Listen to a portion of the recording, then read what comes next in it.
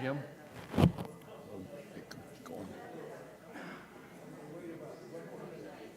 Huh?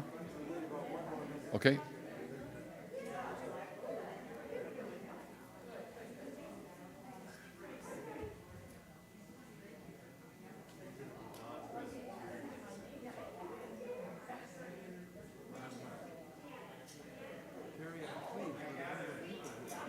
Yeah, this was great.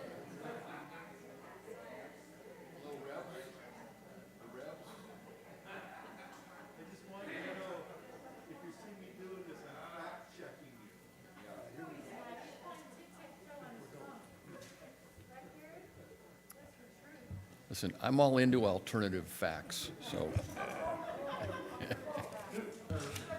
It's kind of the rage these days, you know, I want to be up with it, you know, so. Gotta take this thing off.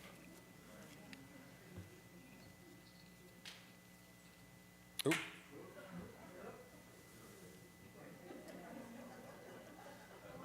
That's the trouble with these masks. They get caught up with your hearing aids.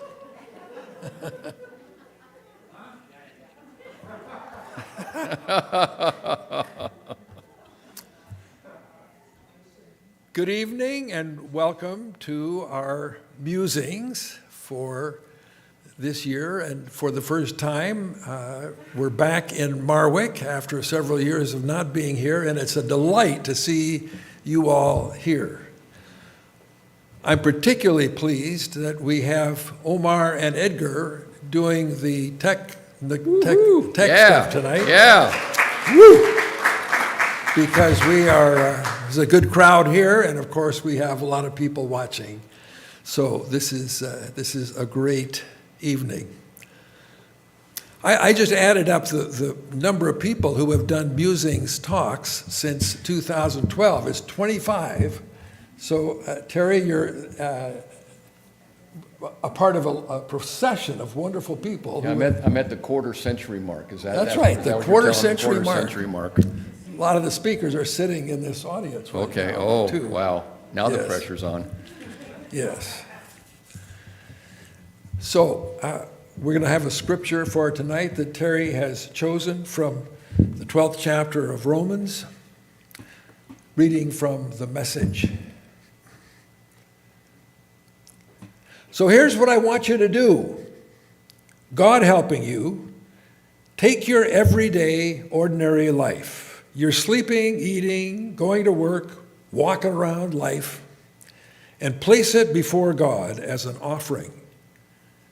Embracing what God does for you is the best thing you can do for Him. Don't become so well adjusted to your culture that you fit into it without even thinking. Instead, fix your attention on God. You'll be changed from inside out. Readily recognize what He wants from you and quickly respond to it. Unlike the culture around you, always dragging you down to its level of immaturity, God brings out the best of you, develops well-formed maturity in you. This is the word of the Lord. Thanks be to God. Let us pray together. Oh God, we are grateful for so many things. But first of all, just to be together in this room and connected online. We're grateful for the technology that allows us to connect with people in not only our immediate neighborhood, but across the country, across the world. We're grateful for the community of Monte Vista Grove Homes. What a wonderful place to live and to be challenged and to grow together. And as soon as we say that, we're aware of so many people who do not have community, who may be homeless, who may be struggling with loneliness. And we pray that your Spirit will encourage us and others to reach out and be inclusive in our community. And oh God, we're grateful that as the scripture says, that we are called to a continuing transformation, a transformation to your will, to your love, to your community. We pray in Jesus' name. Amen. Amen. Our speaker tonight is Terry McGonigal.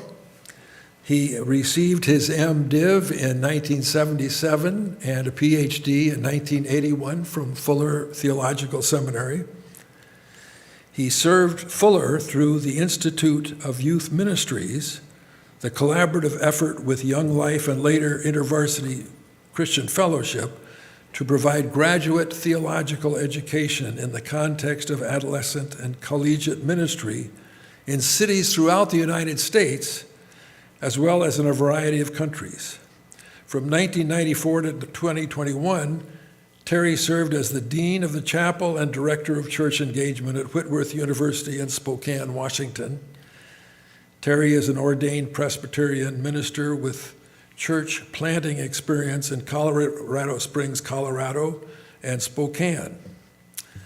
Well, that's the official bio, but of course we know Terry and Suzette now as good friends and part of this community. And Terry, I am impressed with how the two of you have had such an impact on this place. Well, thank you, Jim.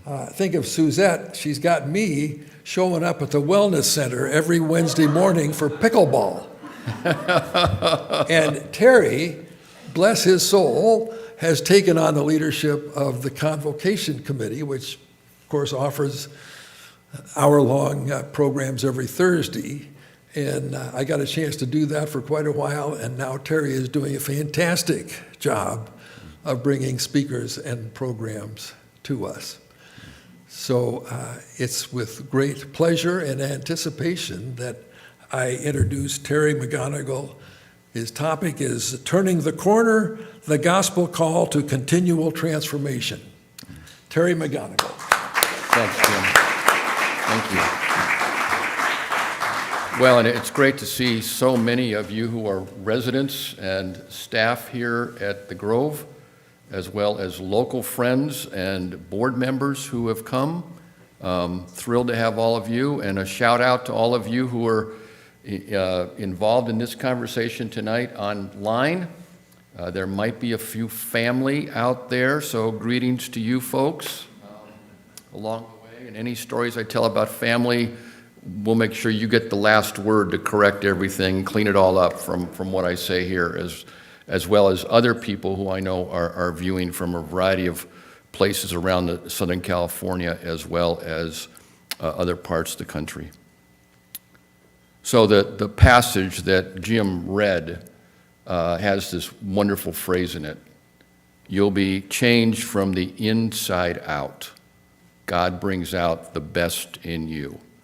So here we are, February 27th, 2023, just a few days away from what will go down as the historic February 2023 storm. The ferocity of the last few days have forced all of us to make some adjustments, and it's a reminder of the constant change that we all go through, right? Now, we're just back in Southern California for a year and a half, and I don't know yet how to frame my thinking about what an inch of rain means in terms of volume of water. But we lived in Colorado for 10 years, and then Spokane, as Jim said, for 27. And I know that an inch of rain is the equivalent of a foot of snow. So 5 inches of rain would be the equivalent of a 5-foot blizzard. And as the days transpired last Wednesday, Thursday, Friday, blizzard warnings in LA County. I mean, who could have imagined that going on?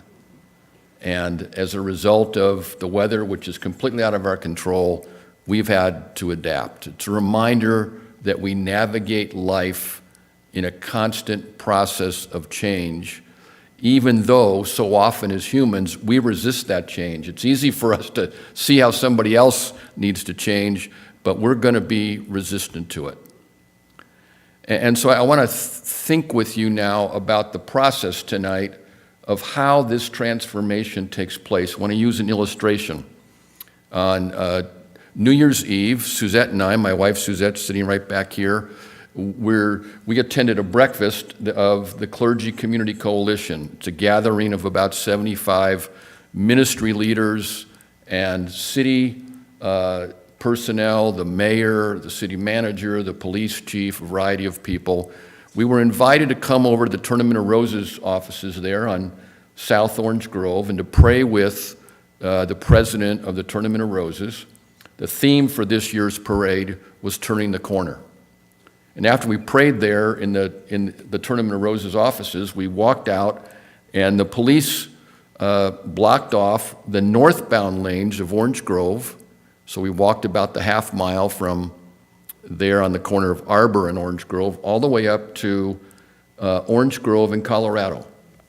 And when we got there, they blocked off that intersection, and we stood out right in the middle of that intersection, Orange Grove and Colorado, and looked straight eastward on the parade route. Now, I have to admit to you, I've never stood out in the middle of Colorado Boulevard and Orange Grove before. Maybe some of you have, but it can be a pretty dangerous place to go hang out. And what I realized as we literally turned the corner and stood out there in the middle of the road, I had a whole new perspective on the city of Pasadena. Because it's an elevated spot there that goes down the hill a little bit before it flattens out near Old Town and then rises a little bit.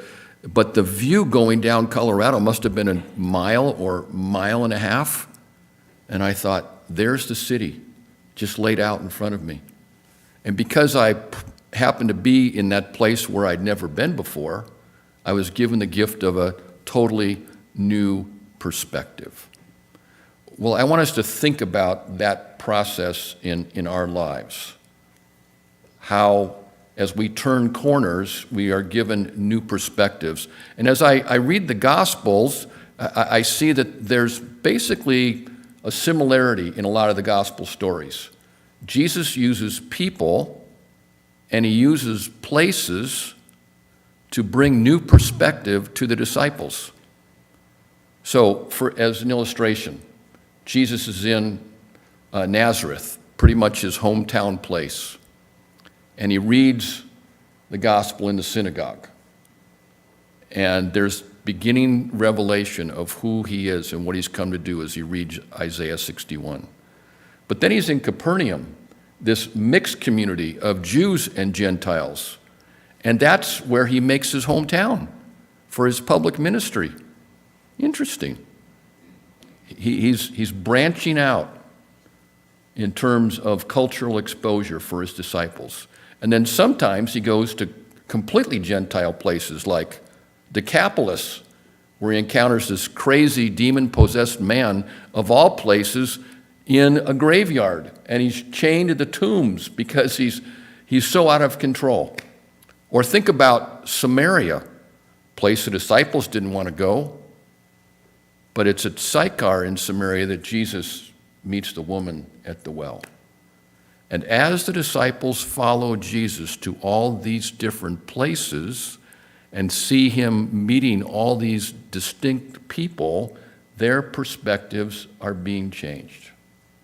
People, places, perspectives. That's what I'd like to share with you about tonight.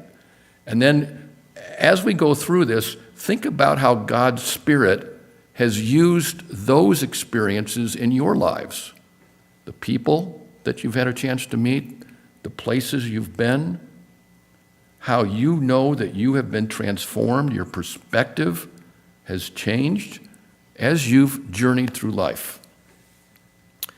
Well, in the Gospels, a lot of transformation takes place around meals. John chapter 2, wedding feast at Cana. It's a big deal, Jesus' first sign story. And then John chapter 6, the feeding of the 5,000. Conversations around this miraculous meal of fish and loaves. And then John 13 to 16, all around the last night of Jesus' life, the Passover meal. And then John 21, that surprise breakfast conversation that Jesus has with the disciples, particularly Peter, on the seashore of Galilee. A lot happens around meals. So my earliest memory was sitting at my grandmother's table in Cicero, Illinois. We lived in a two-flat. My mom and dad and I were in the bottom level, and every night dinner was served at my grandma's table. Now, it took me a while as a young boy growing up to figure out who the guy was in the long robe every night. Turns out he was the Monsignor of the Catholic parish who lived next door to us. I didn't know for a while who was family and who were friends and who were just people passing through and they smelled my grandma's good cooking. But I do remember the conversations. And often the conversation would drift towards my namesake, my mom's next oldest brother, Terry, who in the summer of 1942 was just about to be ordained as a Catholic priest. And the bishop, the cardinal in Chicago had just opened up what today we would call a rehab facility for adolescent boys who were recovering from polio. My uncle was one of the few that volunteered to go and work with those boys that summer in that home. Unbeknownst to him or any of the family, he contracted polio virus, and when he came home to be with family for the 2 weeks before his ordination, he died. And he infected my youngest uncle, Gerald, and Gerald lived with the effects of that polio his entire life. Well, when I was born in 1951, I was named in honor of Terry. I don't carry that as a burden or as a responsibility. I carry my name as an honor of his memory and the service that he rendered. And the conversations around that table often came back to polio. And the vaccine didn't come out till 1955, and so I'm 2, 3, 4 years old, and there's a lot of talk about polio. I didn't know what the word meant. I just knew it sounded pretty dangerous. And often in those conversations, the dialogue was about, we are responsible to care for each other. We must do everything we can to protect each other. And going through COVID, I thought often to those conversations from the early 1950s. What are the conversations taking place at tables, or maybe not taking place at tables, as we went through COVID? And what lessons have been communicated about how we are responsible for each other? So that was my first place of transition. We moved to California in 1962. We were labeled the Crazy Californians by my whole extended family in Chicago. My cousins still call my sister, my brother, and me, they still call us the Crazy Californians. Even though my sister lives in Washington and my brother's in Florida, we're still the Crazy Californians. I guess I'm here to fulfill that name. And in 1968, think about that, the assassination of King on April 4th, Bobby Kennedy gunned down in early June. I went to Argentina as an exchange student, and the first night at the table in my homestay father, who it turns out was a federal judge, said, "Your Spanish is pretty good. I don't want you going to school with the oldest boy who was in high school at that point." He said, you need to learn better Spanish than that. You come with me tomorrow. So in the morning, we're making our way downtown from Olivos to Buenos Aires, and I said, "Where are we going?" And he said, "We're going to my courtroom." And what I discovered that summer was he was a federal judge, and he was hearing reparation cases in the post-Perón era. I spent the entire summer, along with my homestay father, the federal judge, listening to people pour out their hearts over what had happened under Perón. The number of people who'd been murdered, the number of people who had disappeared, los desaparecidos, the businesses that were seized, the bank accounts where the money simply disappeared, the people who lost everything. And what my federal judge kept telling them over and over again was, the government doesn't have money to repay you for what can never be repaid. And over again, the response was, we didn't come for money. We came so that somebody would listen to us. And you are giving us the dignity of telling our story. That is a life lesson that I carry with me to this day. An invitation to come with my homestay father over a table, over a meal, and my life was changed forever. So when I came back in summer of 1968 and the race riots of that summer and the Chicago Democratic Convention chaos, I was pretty disinterested my senior year in high school with all the trivia of wrapping up a high school career. But there was nothing trivial about what happened during my senior year. 3 of my classmates died senior year. 3 different totally independent situations. And once again, after each memorial service, we were invited over to the home of one of the faculty, a guy named Jerry Hitchman, social studies teacher, coach, young life leader, and he and a number of other staff and faculty laid out a huge spread of food. This happened 3 times. And high school students poured in.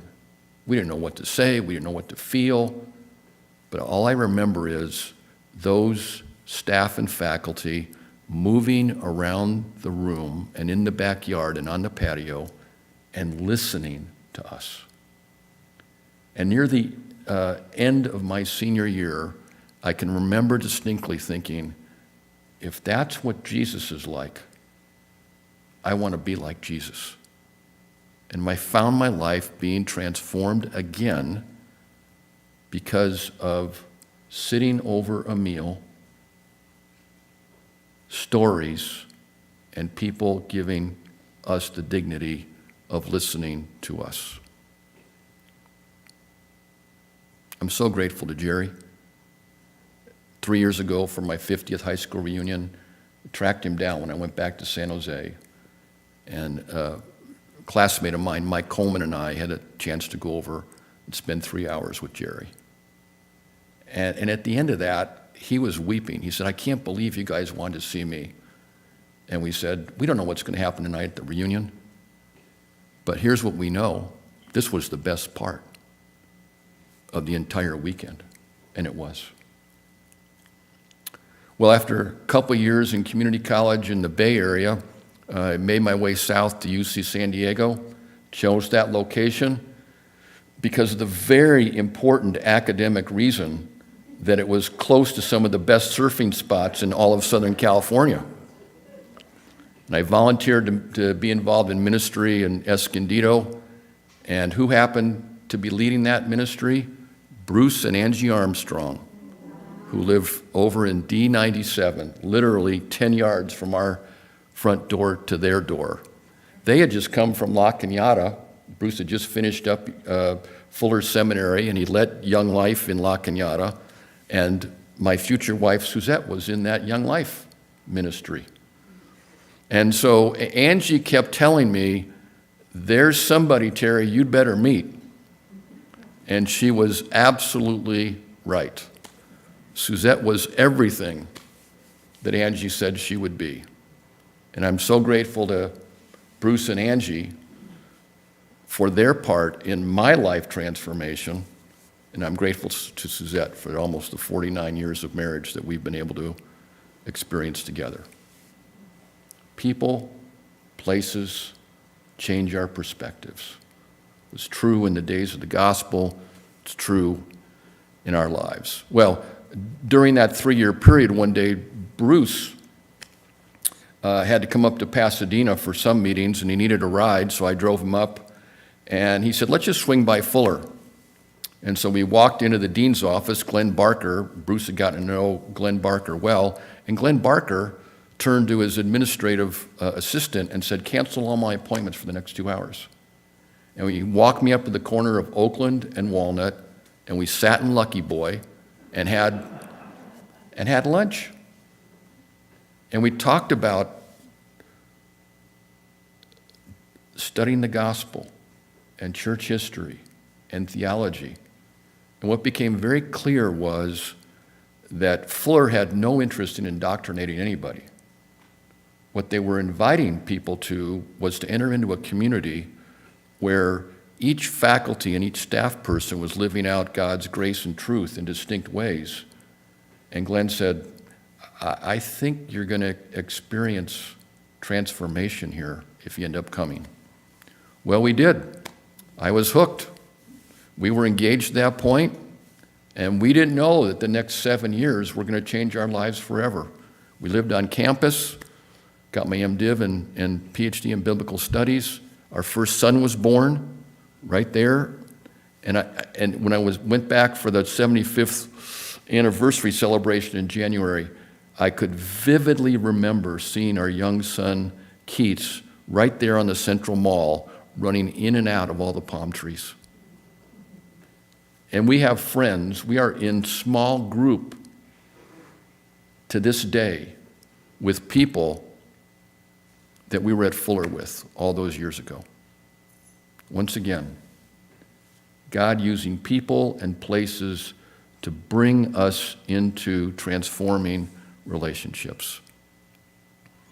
Well, when we finished our studies at Fuller, moved to Seattle and spent 3 years there, opening up the first off-campus MDiv program that was accredited by the ATS anywhere in the country, and then we moved to Colorado Springs for 10 years. And during that time, my responsibility was to gather people who would teach communications and gospel proclamation, theology, church history, small groups, and we would live together in community, in dorms, private high school in Colorado Springs, on the campus of Hope College at Western Seminary in Holland, Michigan. And in those settings, some people were single, some people had just gotten married, some people had one or several kids. We ate together, we worshiped together, we played together, we studied together, and over time, a deepening sense in all of our lives to gospel ministry. And this was right in the period when Young Life was really taking the city seriously. So their understanding of gospel ministry had to pivot and change. And we were the crucible community in which the conversations were taking place that would bring about those transformations in the trajectory of that ministry. Well, during this period, some Young Life staff started to come to us in the training department and ask, we have all these Central American immigrant kids showing up in our high schools and junior highs, and we have no idea what's going on with them or why they're coming. Can you arrange for us to go and see what's happening?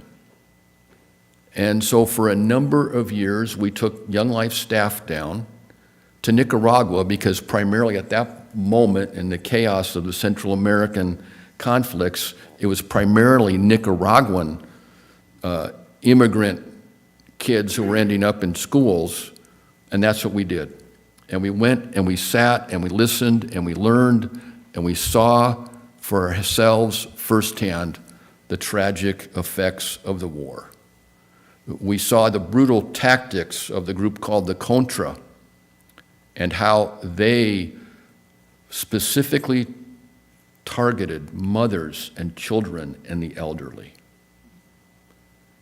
On one journey, the last night that we were in Matagalpa, we were going to fly back to the U.S. the next morning, we worshiped with a man named Amancio Sanchez. His own body was maimed by the brutality of the war, and he'd lost family members. And when we were all done that night, with mortar rounds being fired across the valley where we were worshiping, from the Sandinista camp on one side of the valley to the Contra on the other. Quite an experience to worship with a mortar fight going on across the valley while we're there worshiping. Amancio said this: he brought us forward, and all the Nicaraguans laid hands on us, and they said, "Will you please go home and tell Christians in the United States that followers of Jesus in Nicaragua want peace with them?" And so lots of people asked us about our impressions about what was going on there. But we agreed as a group that more important than anything that we could say about our experience was to carry that message and to communicate it. So the lesson of learning that I'd picked up so long ago in Argentina came full circle in those days as we were equipping Young Life volunteers. And they were receiving broken-hearted, grief-filled adolescents in their high schools because of the tragedies that they'd experienced. And of course, we have that story going on, unfortunately, always in our country. People in churches all over the country continue to learn these lessons of listening and empathizing, building supportive relationships. We've done that here at Monte Vista Groves, haven't we? As we've listened to our Ukrainian family, friends, the Spock family, talk about their experience of the war. I was on the phone with Victoria just a couple hours ago, and she was processing what this weekend has meant. Beginning of the war a year ago, Friday. That was the morning they got in their two cars and drove to the border. It took them 3 days to get there. And this was the day, 3 years later, they crossed from Ukraine into Poland.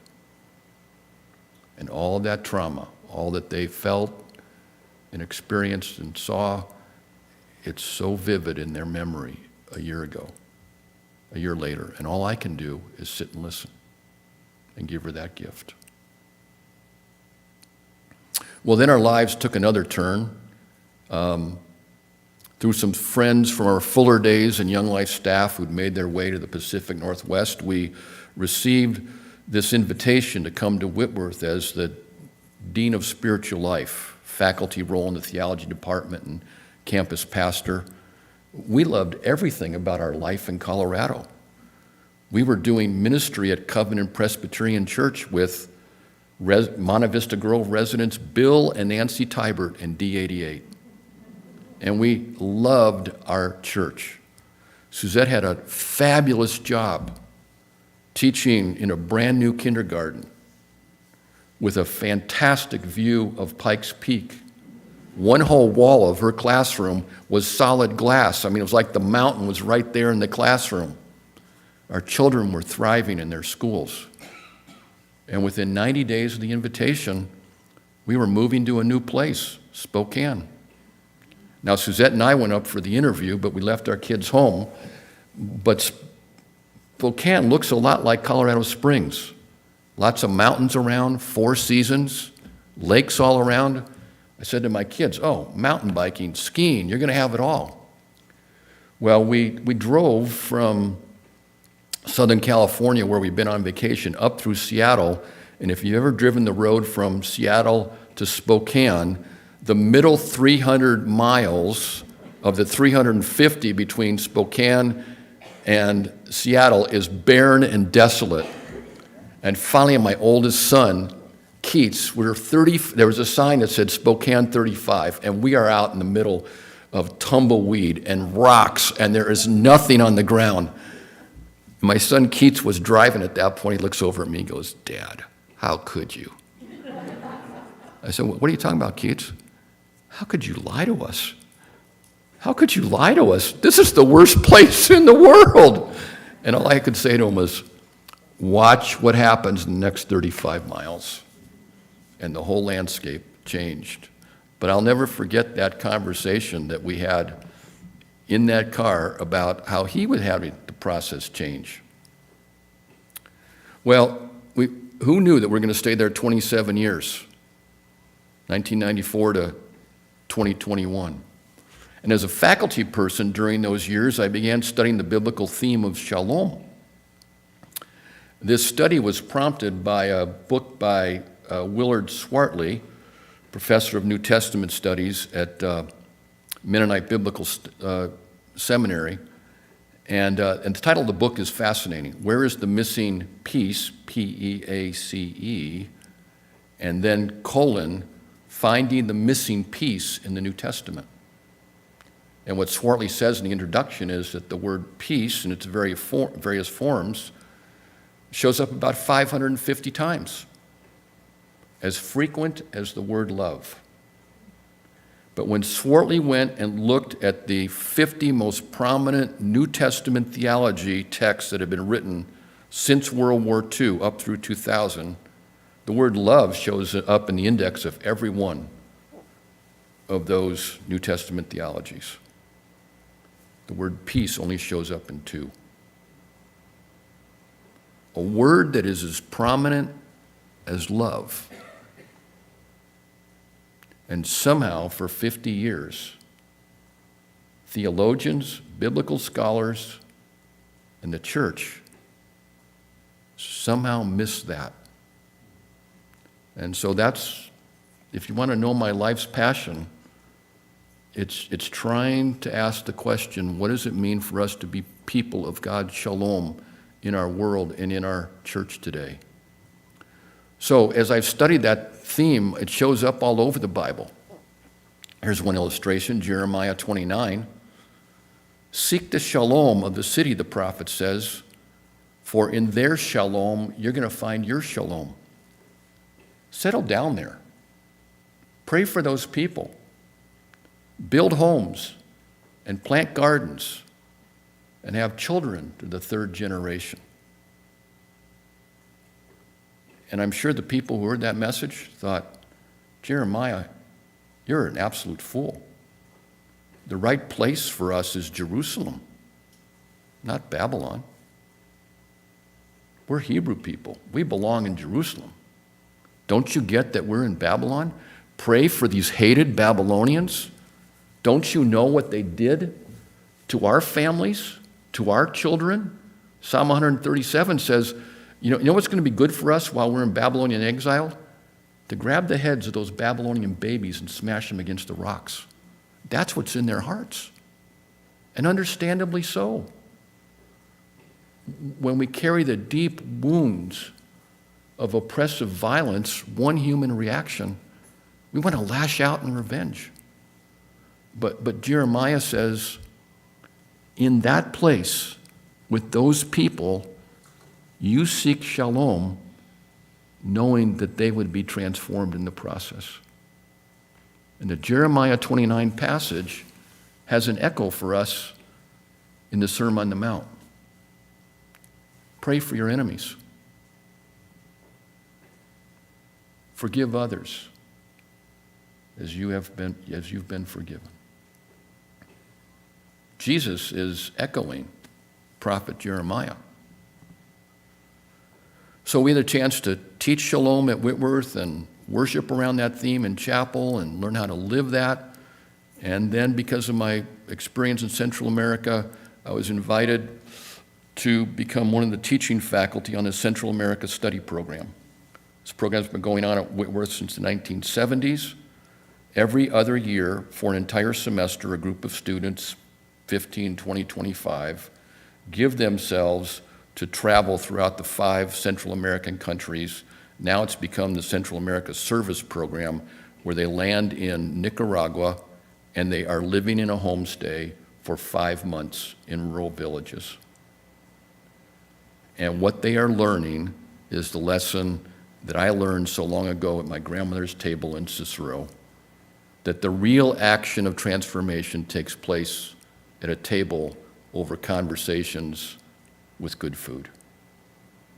And I look at the trajectory of the students that have been involved there, and my privilege to rotate down for one of those 5 months visit these students, gather them for debriefings, and listen to the slow, steady process of God's Spirit bringing around transformation in their lives.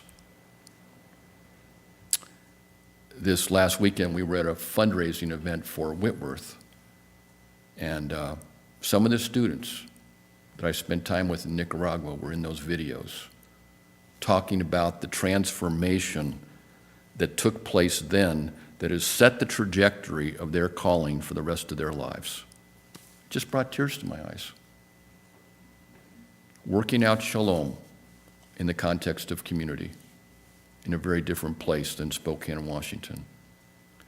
Well, another opportunity I had during my time at Whitworth was to lead the Jan term is just a set-aside 3 weeks study of one topic, and lots of trips go out all over the world. I had the privilege of leading what was called the Prejudice Across America tour in January 2009.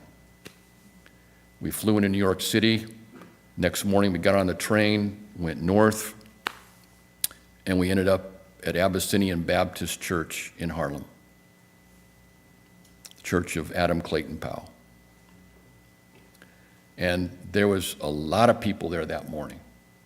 And this group of 25 students, we were 7 whites, 2 Native Americans, 5 Latinos, and 10 African Americans.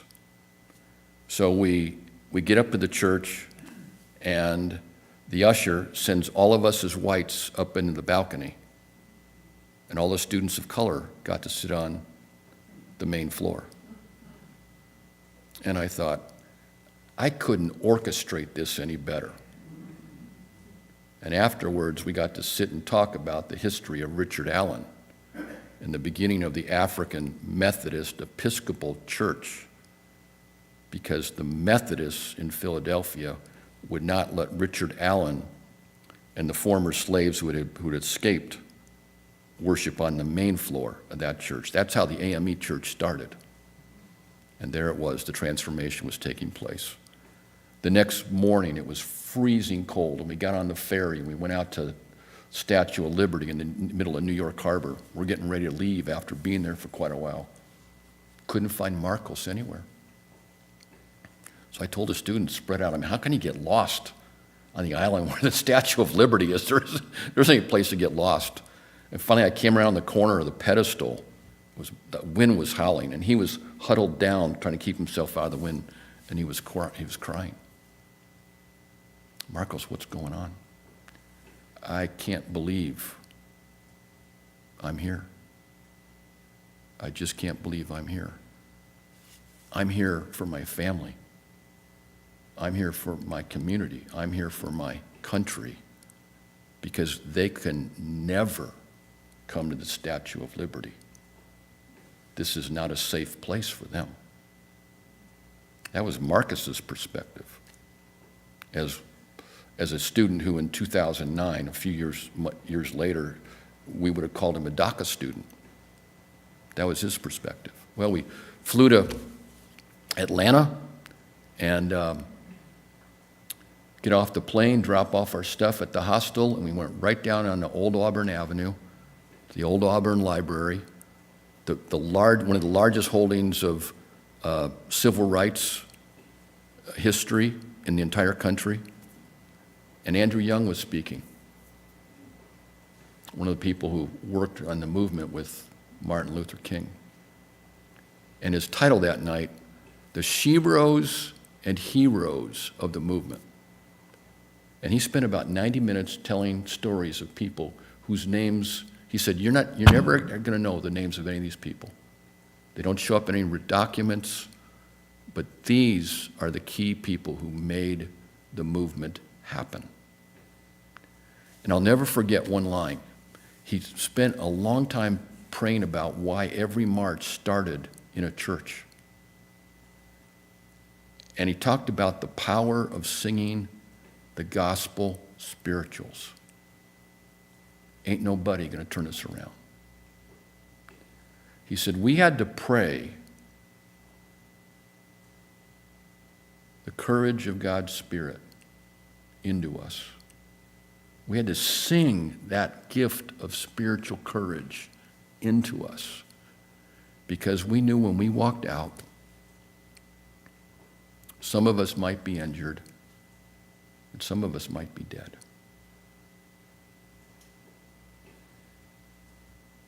The next day it was King weekend, birthday weekend. Went to a event at Ebenezer Church. One of our students ended up sitting next to Bernice King, one of the King children. And after the ceremony was all over, Alan happened to get in this conversation with Bernice, and she was gracious enough to give us an hour of her time to talk about what it was like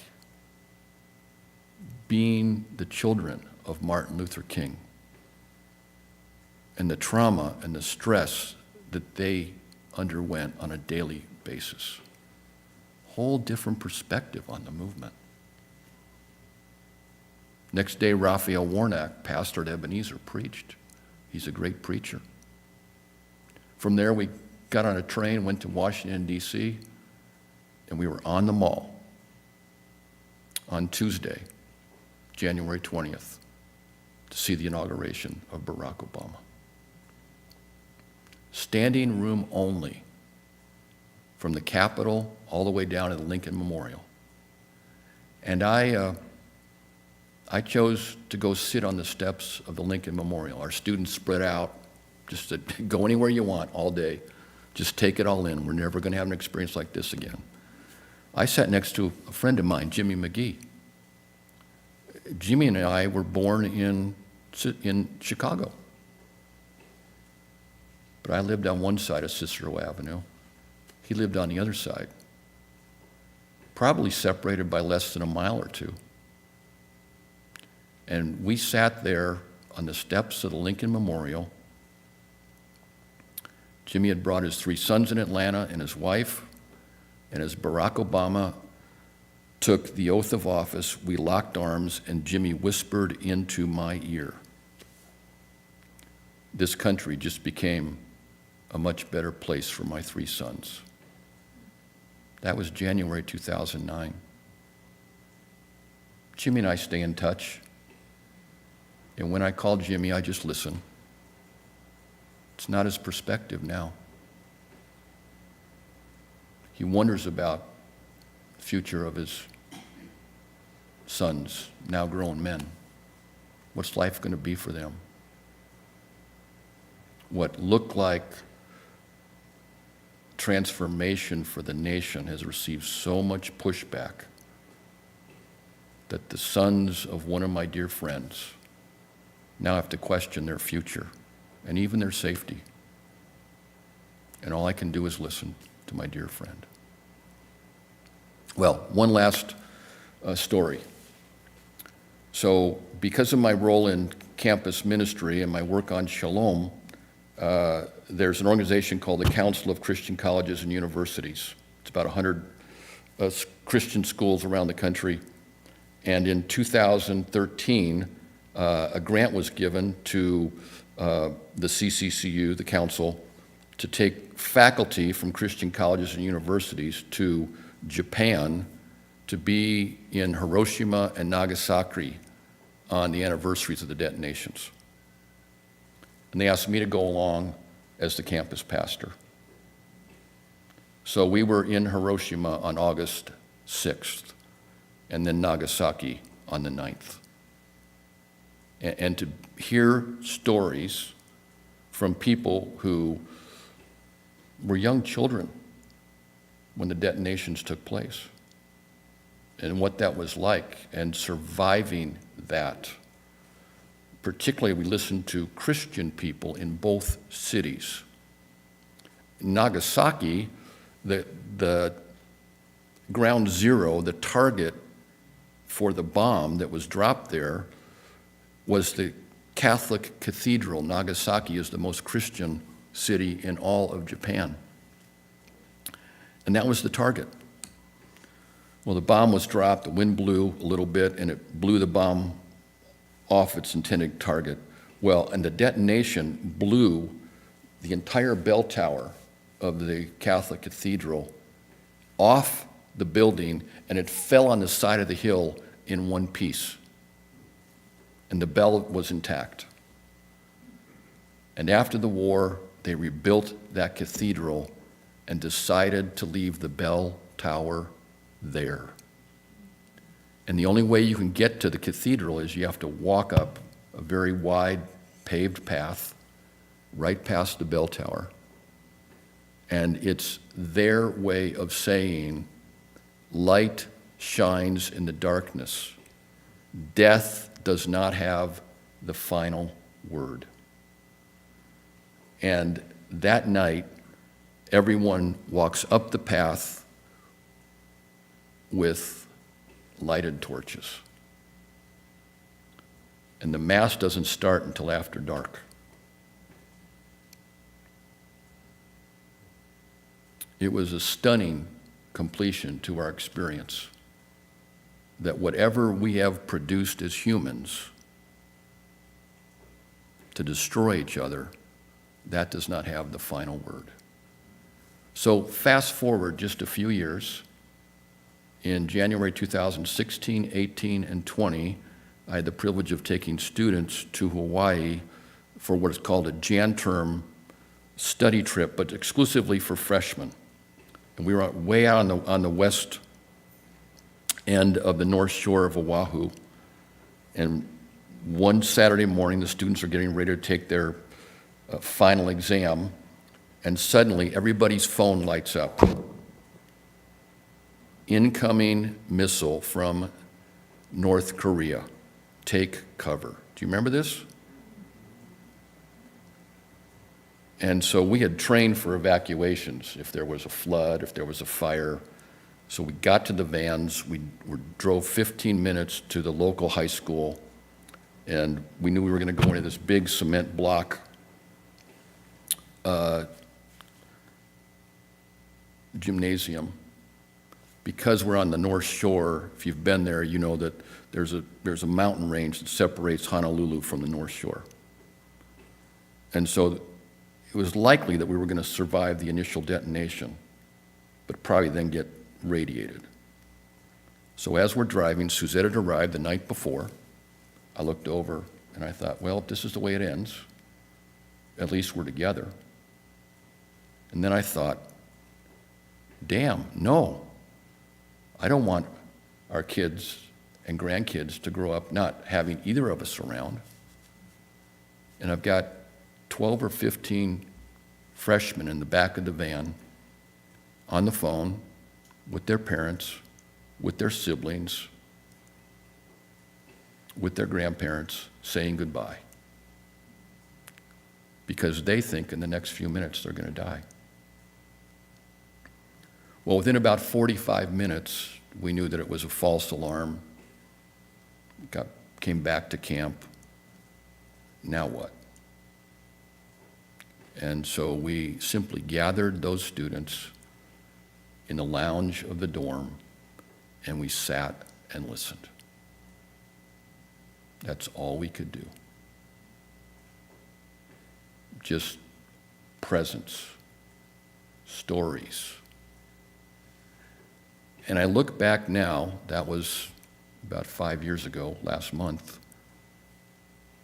and that experience, as horrific as it was for those students, has led to transformation. Several of them have gone on to seminary now.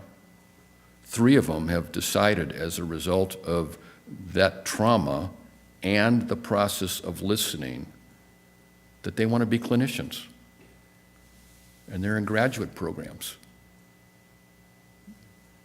Clinical psychology. So what could have been the worst of experiences, somehow God has used to transform their lives. So people, places, our perspectives get changed. And the process that we see in the Old Testament and in the Gospels continues in our lives. I just want to encourage you, continue that process of reflection for yourselves. Who are the people? What are the places?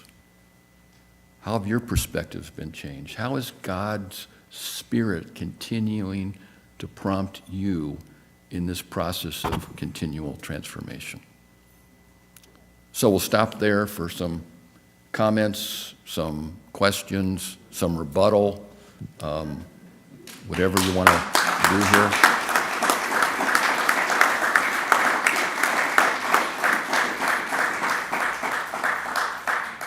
Thank you, Terry. That was a fantastic statement. Yeah, thank you. You've got us thinking about our own corners that we're turning. Yeah. So we'll have some questions. Why don't we take a couple of questions from here, and then I know Edgar has people in the chat room, so we may have a couple of questions from the chat room after that. So who would like to ask a question? You've got to speak right into the microphone so people online can hear you. Terry, I'd be interested in knowing who are some of the people on whose shoulders you stand. Well, I mentioned one, Jerry Hitchman. Certainly at Fuller, it would be people like Roberta Hestenes and Dan Fuller. Bill Pinnell has been huge in my life. Don Hagner, who is soon to become a resident here at Monte Vista Groves, and his teaching in New Testament. Those are the Fuller years. At Whitworth, it is this community of people, particularly in our small group. I had cancer in 2000, and I didn't know what the outcome of that would be, but I watched our small group come around Suzette and around our children. And during that 6 months of chemo and radiation, what I became assured of was if I died, they were going to be carried. No doubt about that. And that brought such comfort to me and such a sense of peace. So, I stand on their shoulders. There's so many people. I mentioned Amancio Sanchez in Nicaragua, Bishop Schernhair, the last living link to Bonhoeffer that we met with during one of our study trips to deal with Reformation and confessing church in Germany. I remember the lasting impact of spending that evening with him. Sometimes it wasn't people who I got to know personally very well, but their impact was incredible.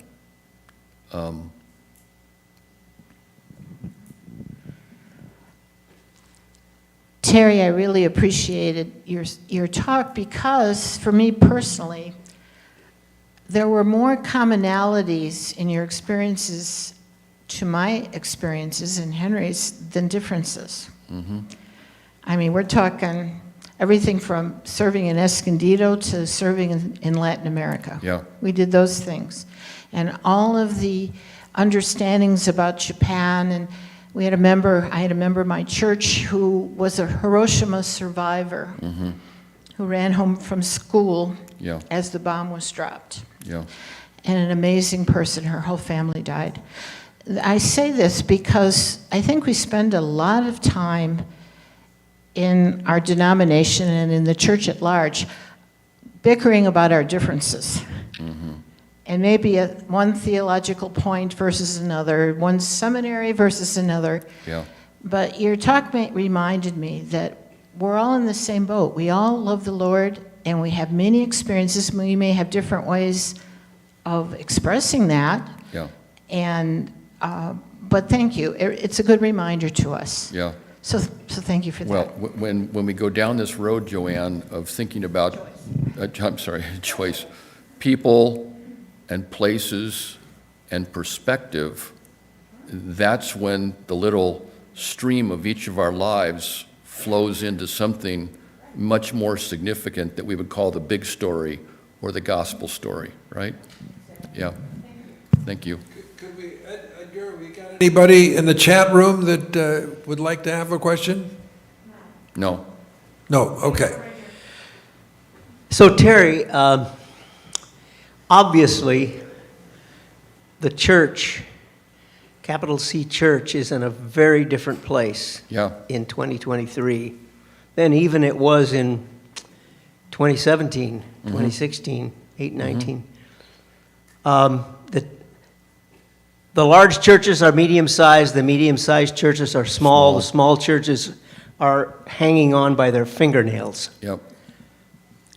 How do we negotiate this season, this post-pandemic, post-whatever it is season? Yeah. And I know you're in some work groups that are working on that together. Right. What are the practical things we can be doing, that we need to be doing to enable the church to respond effectively and continue to speak the gospel?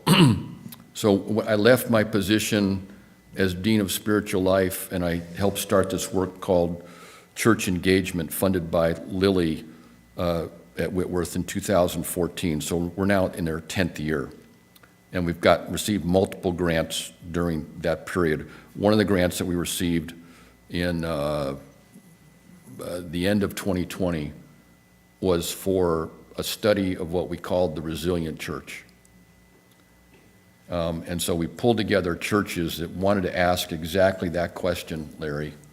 What does it mean post-pandemic to be God's people?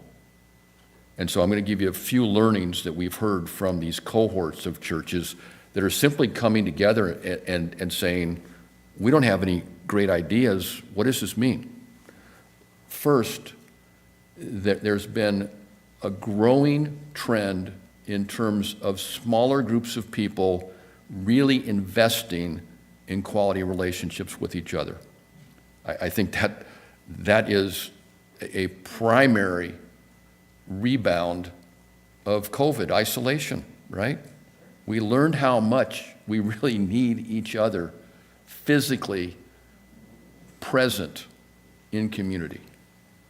A second thing is churches are not thinking so much in terms of programs, but they're paying attention to their neighborhood. And by neighborhood, what I mean is, what is the demographic of the people within a 1 or 2 mile radius of where we are physically located as a church? And what are they saying are their needs? And how can we as a church respond? And we're finding in those two things, Larry, two of the, I would say, a multitude of factors that are beginning to germinate some sense of resiliency as we go forward. I'm deeply encouraged by that because that's the way the church has always been. You study the church in the first couple hundred years. I mean, the culture was as against the gospel then as it's ever been, right? And yet these small groups of people living faithfully in all these communities somehow made a way by virtue of how they navigated in their relationships, by paying attention to their neighbors around them, bound together by the gospel, and then reaching out and meeting those needs. Those are a couple of factors that are becoming more and more important. There's a question in the chat Oh, from Dan Vanderwalker. He's asking, what are the 3 Ps that are shaping your perspective now? How are you experiencing transformation present day in this season of life? That happens to be my son-in-law, who I'm going to be with in 24 hours. Well, Dan, you're doing this. Dan's the executive pastor of a church in Hudsonville, Michigan. And I would come back to the same thing that I've talked about for the last hour, because you're doing that at Chapel Point Church, and it ties directly into my response to Larry's question. Taking people seriously where they are and listening to the needs of the place. So this church in Hudsonville, it has become the community hub. They have the largest facility in the entire town. So school board meetings take place there, and a variety of other activities that are not directly related to the church, but the church has become the welcoming gathering point for the community of Hudsonville. And as a result of that, what we're finding, I'm finding watching the church, Dan, is just the impact that Chapel Point is making in Hudsonville. And it doesn't have to do necessarily with church attendance or growing membership. Most importantly, it's witness to the gospel. That's the bottom line. And so I think that these factors that I identified in the Gospels, talked about in my own life, I see those playing out, whether it's Spokane or Pasadena, Hudsonville, Michigan, San Diego, and all the other places that we come from. Missoula, Montana. We've had partnerships with one church there that is utterly transformed as a church and what they're doing in the community because they're going about it in the way that I've described. Thank you, my friend, my son-in-law, and you'll pick me up in about 24 hours because it'll be 11 o'clock tomorrow night in Michigan when we land.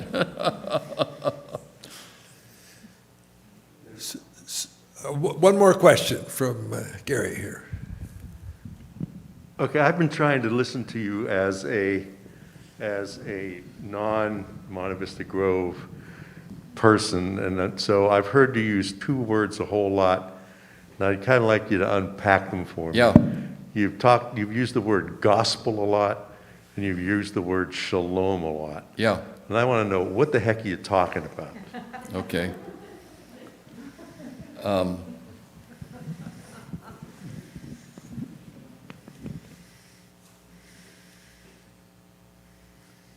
Gospel.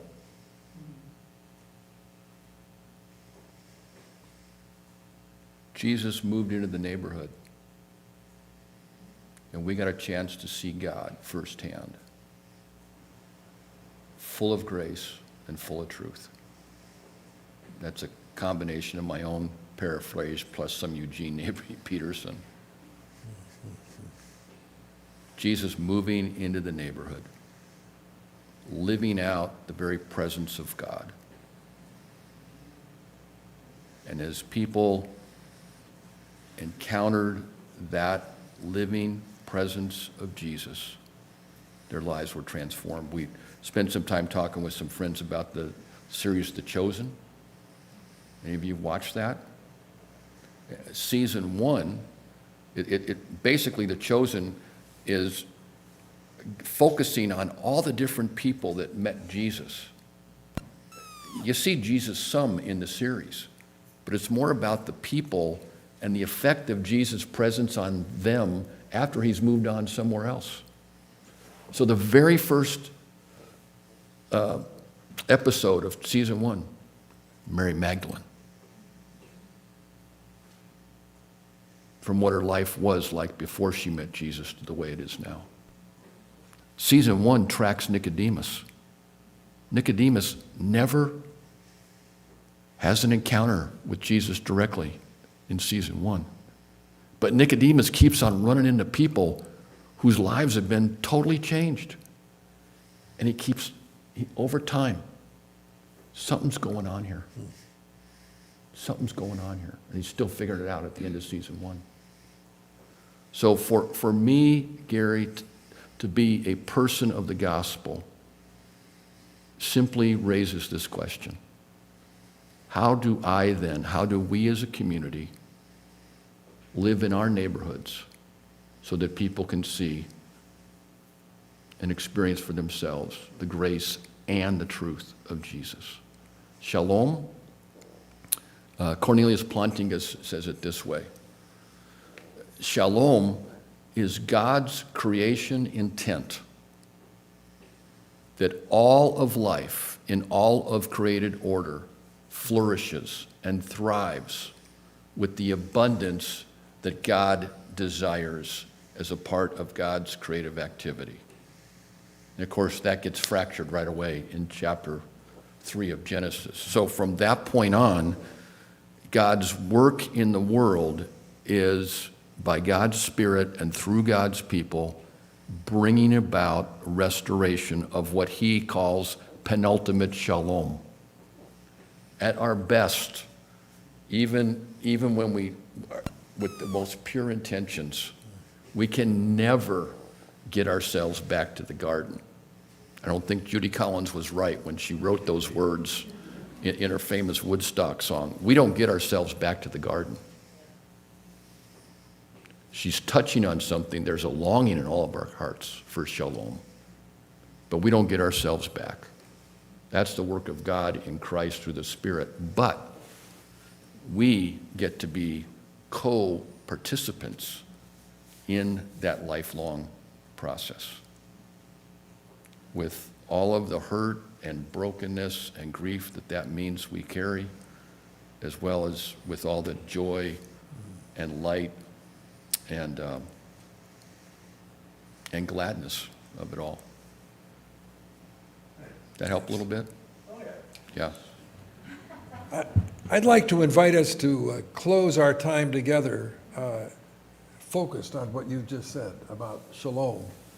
I'd like us to stand up and hold hands, and we'll have a silent moment of reflection and prayer for God's shalom for us and for all people.